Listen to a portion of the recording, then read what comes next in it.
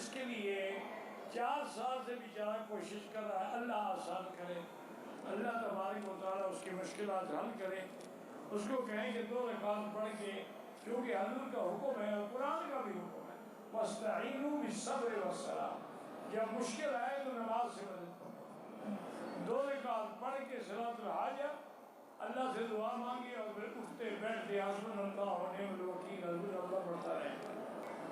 نیک انسان جب مر جاتا ہے تو فوراً جنت میں جائے گا؟ بالکل نہیں، جنت میں تو قیامت میں جائے گا، لیکن جنت کی نعمتیں قبر میں بھی ملنی شروع ہو جائیں گی۔ تہجد کی نماز جو ہے وہ ساری رات پڑھنی جائز ہے، عشاء کے بعد سونے سے پہلے بھی پڑھ سکتے ہیں، یہ ضروری نہیں ہوتا کہ تہجد کے لیے پہلے سوئے، سونا ضروری نہیں ہے، عشاء کے بعد بھی پڑھ سکتے ہیں۔ افضل یہ ہے کہ رات کے آخری حصے میں پڑھیں، اور حضور پاک نے 8 رکعت تہجد پڑھی ہے، ویسے تم 2 پڑھو تو جائز ہے، 100 پڑھو تو جائز ہے، کیونکہ نفل ہے۔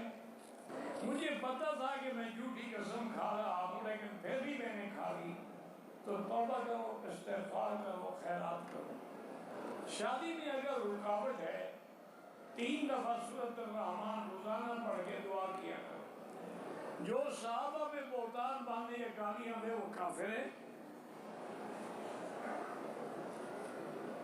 سب سے پہلے گالی صحابہ کو کس نے دی ہے؟ اَنُؤْمِنُ كَمَا آمَنَ السُّفَهَاءُ، کافروں نے دی۔ خون بہنے سے وضو ٹوٹ جاتا ہے؟ ہاں ٹوٹ جاتا ہے۔ بیٹھے بیٹھے نیند آ جائے وضو نہیں ٹوٹتا، ٹیک لگا کے بیٹھا ہو تو ٹوٹ جاتا ہے۔ نماز کے دوران لوگ سڑکوں پہ صفیں بنا دیتے ہیں، اگر اگلی صفیں نظر آ رہی ہیں تو نماز ٹھیک ہے، نظر نہیں آ رہی ہے تو نماز نہیں ہوتی۔ کھنچوانا بغیر ضرورت کے ناجائز ہے۔ جنازہ بالغ اور نابالغ کا اکٹھا ہوتا ہے، کوئی بات نہیں، دعا سب کے لیے ہے، صغیرنا و کبیرنا، ذکرنا و انثینا۔ ایک آدمی صفا مروہ کے ساتھ چکر کے بجائے 25 چکر لگائے، ماشاءاللہ، 7 میں صفا پوری ہو گئی، باقی سزا ہو گئی، مسئلہ نہ پوچھنے کی۔ اگر پہلے پوچھ لیتا تو غلطی نہ کرتا۔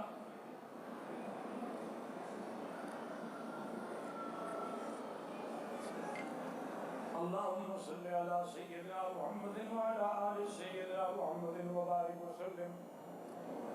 اللہم انت ربی لا الہ الا انت الاحد الصمد الفرد الذی لم یلد ولم یولد ولم یکن له کفوا احد۔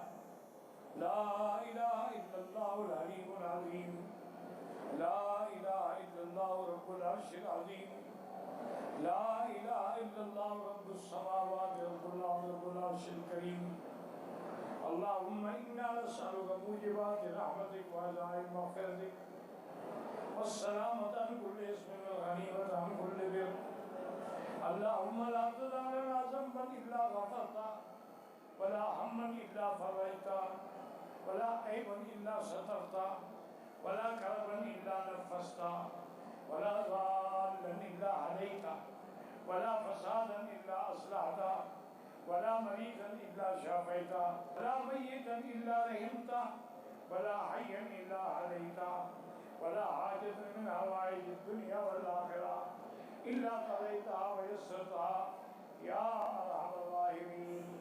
اللهم انصر الاسلام والمسلمين، اللهم